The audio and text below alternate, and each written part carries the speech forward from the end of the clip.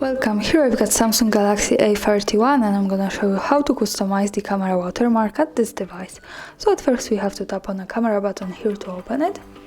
And as you can see, for now we are in the standard photo mode, so let's go to more advanced options. We can do it by tapping on this button here in the left corner. And it gives us access to the advanced camera settings. From here we have to slide a little bit down to the useful features, and here at the end we have the watermark. So by using this button we can easily turn it off and turn it on like that. So this is how it works. This is the quickest way to manage this, and we can also customize it by tapping on the center like that. We get access to advanced watermark settings, and as you can see here we can also turn it off and turn it on.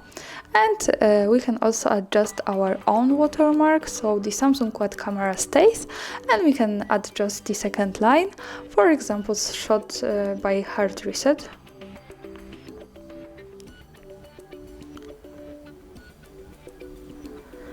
And as you can see here we have also the quick preview. And let me stay on this and keep this turned on. Let's go back to the camera and take a photo to show you how it looks like on the real one. And now let's go here to the left corner at the bottom. This is the quick access to the gallery.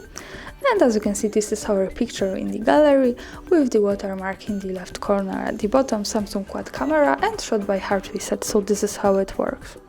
So of course, to turn it off when we don't want it, we can easily go back to the settings in the left corner, slide again to the useful features, and tap on this button again.